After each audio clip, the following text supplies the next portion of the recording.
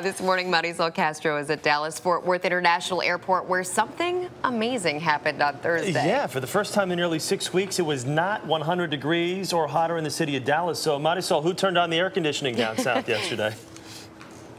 I wish I could say I turned on the air conditioning, but unfortunately it was Mother Nature. Just as we were about to reach midday, a storm cluster passed through the western part of Texas, and although it didn't bring rain to Dallas, the cloud cover actually brought the temperatures down to 84 degrees at one point. But as you mentioned, this city has suffered through 40 days of triple-digit heat, and when it's 100 out in the street, it could be 130 here on the tarmac. So yesterday, right about noon, these ground crews got much-needed relief.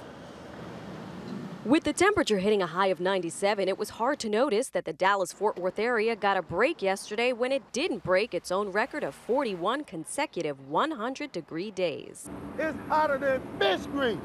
On the tarmac at DFW, you have 24 minutes on the clock for this plane to get out on time. 40 100-degree days and a forecast that the searing temperatures will last until October is already bad and dangerous.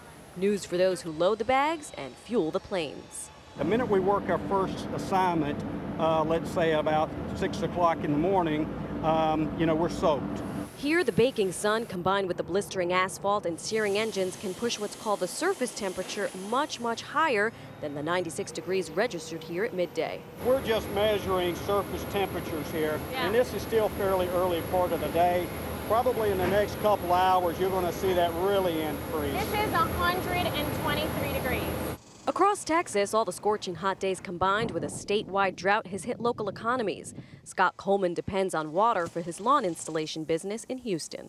When they came out with a statement that there may be water rationing next week, that will basically bring, landscaping business to a halt.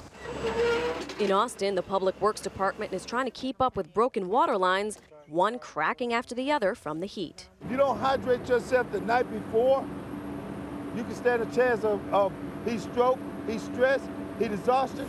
At the airport, American Airlines is supplying energy drinks and a Safety First Quench Your Thirst campaign to protect its workers. To date, there have been no heat-related illnesses there. Good for a hot day like this, right? Yes, sir. Yes, sir. There you go. Can't beat it. But folks here should not get used to the high 90 degrees. The triple digits return by Sunday and last another long stretch.